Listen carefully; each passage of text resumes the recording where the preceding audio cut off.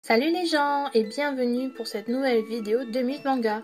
Récemment est sorti un jeu vidéo de Myth Manga. Récemment est sorti un jeu vidéo sur les robots humanoïdes nommé Détroit Become Humain. Du coup, je me suis dit que ce serait une bonne occasion de vous parler d'un shoujo qui aborde justement cet univers inconnu sur ses relations entre l'homme et la robotique. Allez, on se retrouve après le générique et je vous en dis un peu plus.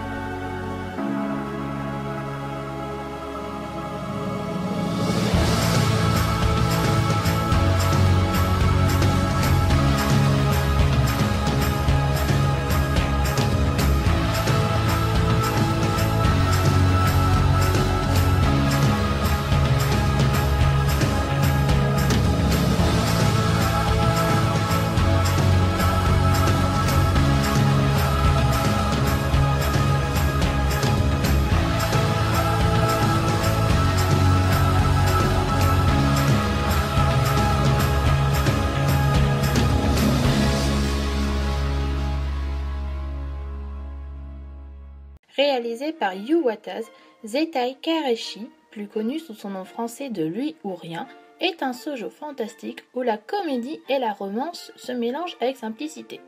Si l'auteur ne vous dit rien, des œuvres comme Alice 19 ou encore Ayashi no Ceres, qui sont, selon moi, bien sympathiques à lire, vous parleront peut-être un peu plus.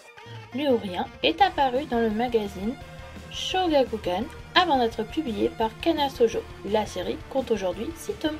Riko Aizawa est une jeune lycéenne qui désespère de se trouver un petit ami.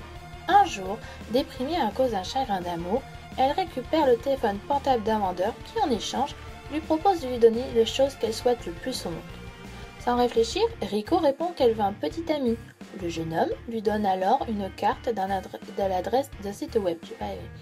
Elle décide de visiter ce site web qui, en fait, est celui d'une étrange société nommée Chrono 7. Cette société vend des figurines à forme humaine, jouant le rôle de petit ami de substitution. Souhaitant un petit ami, Riko ne peut résister à l'envie de remplir le formulaire d'achat. Le lendemain, la poupée est livrée. Riko l'active par un baiser et la poupée s'éveille. Elle ressemble à un parfait petit ami. Elle le baptise Knight et va ainsi commencer à vivre avec lui. Voilà un bon aperçu de ce qui vous attend si jamais vous décidez de lire cette œuvre. Alors, que dire et penser de cette série? Si le thème imposé est celui du fantasme de la poupée amour, l'œuvre en elle-même n'est pas désagréable à lire. Ce shoujo dégouline d'humour bas de gamme et les stéréotypes ne sont pas mis de côté non plus. Mais cela apporte tout de même un relancement à la trame. Les personnages sont tout aussi attachants, drôles et intéressants. La fin, quelque peu triste et prévisible dès le début de la série, mais cela montre la logique de la chose. Bien que ce soit une technologie avancée, elle devient tôt ou tard obsolète. Voilà, j'espère que cette petite vidéo vous aura plu.